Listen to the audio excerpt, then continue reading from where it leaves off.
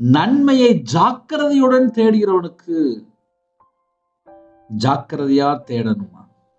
எப்படி வீட்டுல கொஞ்சம் நகை கொஞ்சம் பணம் இருந்துச்சு அப்படின்னா ஜாக்கிரதையா பத்திரமா பாதுகாப்பாங்க, பத்திரமா வச்சிருப்பாங்க. அதுக்குன்னு சொல்லி ஒரு இடம் வச்சிருப்பாங்க, அங்க கொண்டு போய் பத்திரமா வச்சிருப்பாங்க, ஜாக்கிரதையா வச்சிருப்பாங்க. நம்ம ஆசீர்வாதத்தை விரும்பணும். அதே நேரத்துல நம்முடைய வாழ்க்கையில தீமையை யோசித்தால் தவறி விழுந்துருவோம். தீமை செய்யும் போது வீட்டு வாசப்படியில பாவம் படுத்து கிடக்கும். தீமை தேடுகிறவனுக்கோ தீமையே வரும்.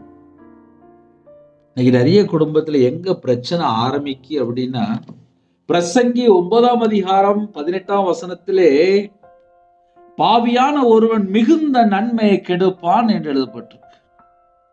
பாவியான ஒருவன் மிகுந்த நன்மையை கெடுப்பான்.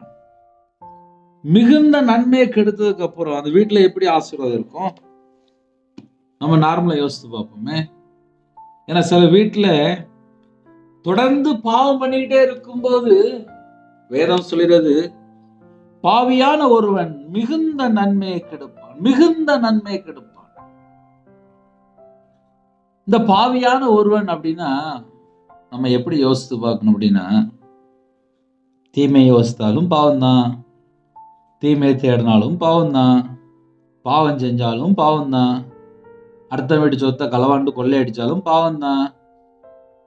இப்போ உழைச்சி சம்பாதிக்கலாம் பிடிக்கல, நேரடியா பணக்காரன் ஆயிரணும், நேரடியா பொய் பேசி சம்பாதிச்சிடணும், நேரடியா எப்படியாவது பெரிய ஆள் ஆயிரணும், உழைக்காமே பணக்காரன் ஆயிரணும். இதெல்லாம் இந்த கடைசி காலத்துல இருக்குல்ல. ஆனா ஞாயிற்றுக்கிழமை பார்த்தா சர்ச்சில் இருப்பாங்க, சர்ச்சில் உட்கார்ந்து இருப்பாங்க.